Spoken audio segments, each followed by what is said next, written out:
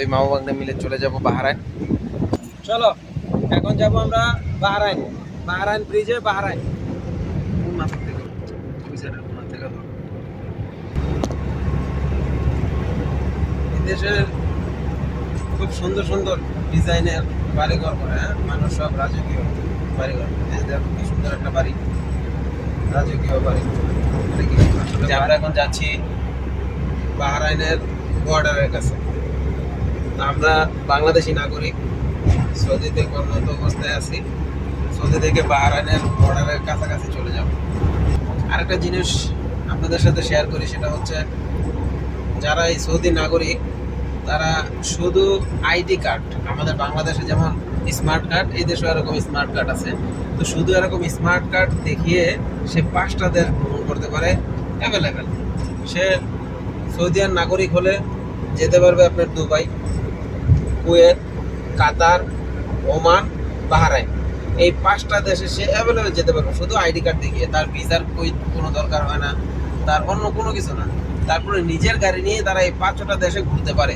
যেমন অহরহ ওমানের গাড়ি, দুবাইয়ের গাড়ি, আপনার বাহরাইনের গাড়ি, কুয়েতের গাড়ি অহরহ আমি সৌদি আরবে দেখি, কারণ তারা আসে ঘুরতে।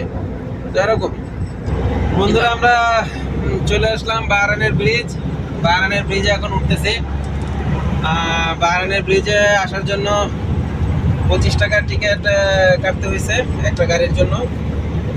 টিকিটটা দেখো, ভুলে গেছিলাম আসলে টিকিট কাটার সময়।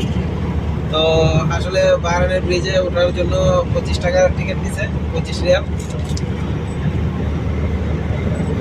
সামনে দেখো খুব সুন্দর দৃশ্য, আলহামদুলিল্লাহ, মাশাআল্লাহ, তাবারাকাল্লাহ। আমার দেখা যাচ্ছে বাহরাইনের টাওয়ার দেখা যাচ্ছে। এখান থেকে তো বাহরাইন খুবই কাছে, অনেক বেশি দূরে না।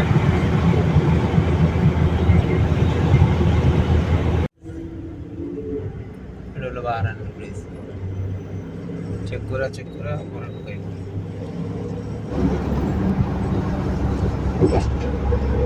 ভাই, সৌদি থেকে আপনার বাহরাইনের যে ব্রিজ, এই ব্রিজটা শুধুমাত্র নামের ব্রিজ। অন্ততপক্ষে আমাদের বাংলাদেশি যে ভাইরা আমার এই ভিডিওটি দেখবেন, অবশ্যই আপনারা বাহরাইনের ব্রিজ নাম দিয়া এখানে ঘোরার জন্য অবশ্যই আসবেন না। এখানে আসলে দেখার মতো কিচ্ছু নাই। আপনার গাড়ি পার্কিংয়ের জায়গাও তেমন একটা নাই। আপনি গাড়ি থেকে নেমে যে কিছু দেখবেন এইরকমও কোনো কিছুই নাই দেখার মতো। অতএব যারাই আমার ভিডিওটি দেখবেন ভাই, অবশ্যই শুধু টাকা নষ্ট করে বাহরাইনের ব্রিজ দেখবো টাকা নষ্ট করে এটা দেখতে আইসেন না।